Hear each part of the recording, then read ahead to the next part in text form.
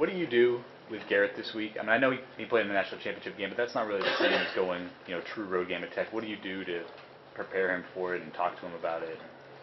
Well, he was there. No, I guess he wasn't there. But he's been on the road in the Big 12.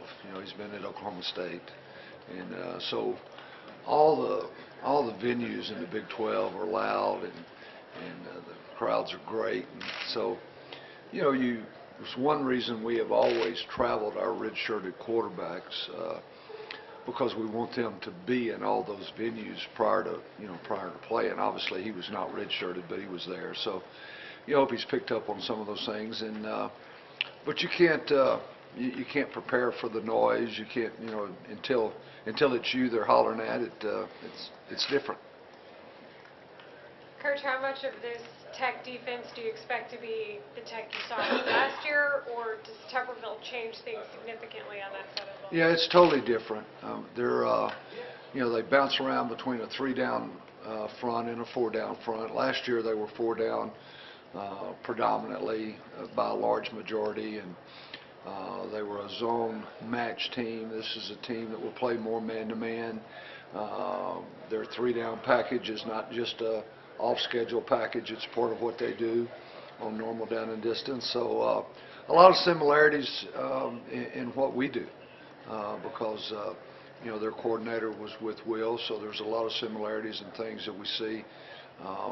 But it's a defense that is much more aggressive.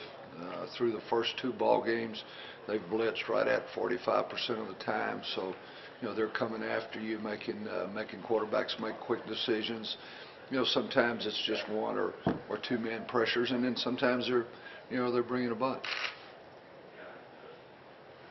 How do you handle Mike Davis this week, given what he did last week? I mean, do you look to him earlier, or do you just try to work him into the flow of the offense? Well, Mike really played Saturday the way he had in camp. I think we talked about that. He's a guy that he's a very natural catcher. He's a good route runner. He's got the ability to run after the catch. So, we just want to continue to get him involved, because he's a guy that can make things happen. You're always looking for the guys that can make things happen that are not there. It's hard enough to get them all blocked and get the ball in the right places.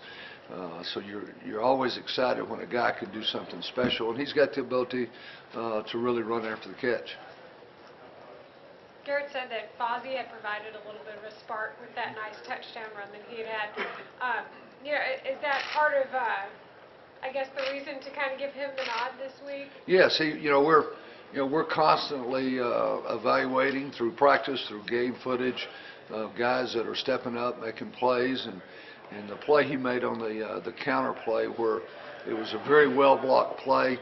I mean, he was free to the safety at about 8, and he broke through, 2 guys in a sandwich, kept his balance, and then the 2 corners hit him at about the 5-yard line. He was able to keep his balance and get in the end zone. It was a heck of a play. I mean, that's I think Fozzie had 40 yards of yak yardage in the ball game, and when you carry the ball, 7, 8, 9 times, that's a bunch. So he did a heck of a job. Is that where you want to keep the carries? Do you want each of them to have about 8, or do you? Not necessarily. I would love for one of them to really step up and be a guy that gets it 20, 25 times.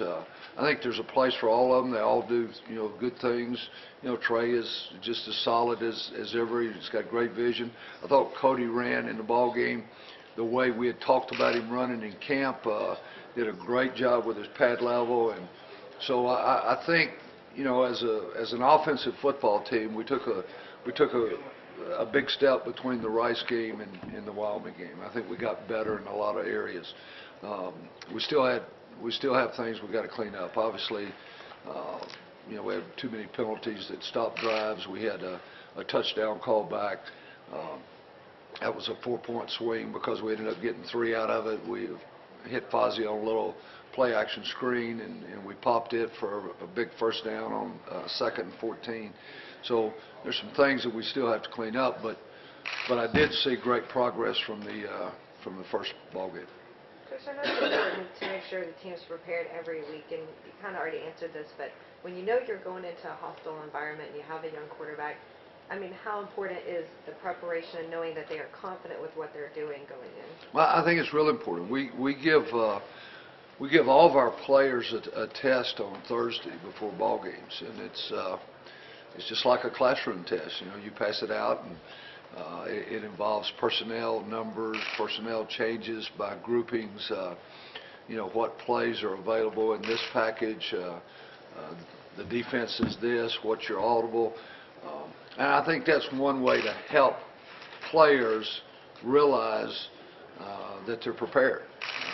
And then you just try to give them as many game-like looks during the week as you can. You can't simulate the crowds, you know, hanging over the sides and screaming at you. And, you know, that's just something that you have to live through. But schematically, try to give them as many things as you can that are game speed.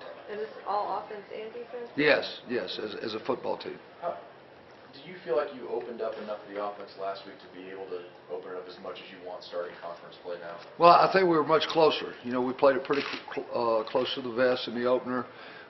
This last week we were about 55-45 gun underneath the center.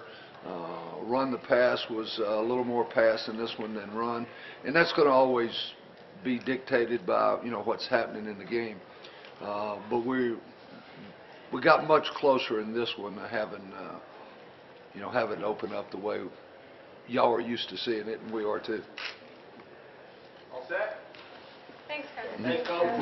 Yeah.